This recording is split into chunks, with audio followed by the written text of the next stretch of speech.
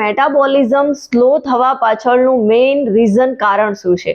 Main reason કારણ એ જ છે કે ખાવાનું આપણે ટાઈમ પર ખાતા નથી. ઓફકોર્સ બિલકુલ સાચી વાત છે. જેટલું ખાવાનું શું ખાઈએ છીએ એ મેટર કરે છે, એનાથી વધારે પણ મેટર કરતું જો કોઈ હોય તો એ છે ખાવાનો પરફેક્ટ ટાઈમ. જો આપણે ખાવાનું પરફેક્ટ ટાઈમે નથી ખાતા તો એના કારણે આપણું મેટાબોલિઝમ સ્લો થતું જાય છે.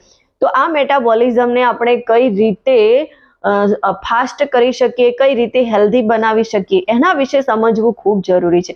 તો આ વિડીયોના માધ્યમથી આજે આપણે એના વિશે જ વાત કરવાના છીએ કે આપણે આપણા મેટાબોલિઝમને કઈ રીતે બૂસ્ટ કરીએ અને મેટાબોલિઝમને બૂસ્ટ કરવા માટે 2 મીલ વચ્ચે કેટલો ગેપ હોવો જોઈએ, કયા સમયના અંતરે આપણે ખાવું જોઈએ. તો પોઈન્ટ નંબર 1 ની વાત કરીએ તો સૌથી પહેલા તો ખાવાની ગેપ એટલે કે મેટાબોલિઝમ સ્લો. તમારું ખાવાનું વધારે પડતું લેટ થઈ જાય છે તો એના કારણે તમારી બોડી એનર્જી સેવ મોડ પર જતી રહે છે, એટલે કે મેટાબોલિઝમ સ્લો થઈ જાય છે અને તમારી બોડીની અંદર ફેટ સ્ટોર થવાનું સ્ટાર્ટ થઈ જાય છે. એટલે જ પરફેક્ટ મેલ પરફેક્ટ સમય લઈ લેવું ખૂબ જરૂરી છે, એટલે કે 2 મેલની વચ્ચે પરફેક્ટ ટાઈમિંગ હોવો જોઈએ.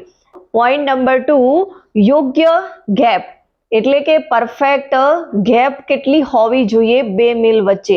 તો એક્સપર્ટના મુતાબિક એવું કહેવામાં આવે છે કે 2 મીલની વચ્ચે 3 થી 4 કલાકની ગેપ હોવી જોઈએ. 3 થી 4 કલાકમાં આપણે હેલ્ધી બેલેન્સેડ ખાવાનું લેવું જોઈએ, જેથી આપણું મેટાબોલિઝમ બૂસ્ટ રહે, આપણું મેટાબોલિઝમ એક્ટિવ રહે અને બોડીને સમય પર ફ્યુલ મળતું રહે, જેના કારણે આપણે એક્ટિવ રહી શકીએ, આપણને એનર્જી પણ સારી એવી મળી રહે.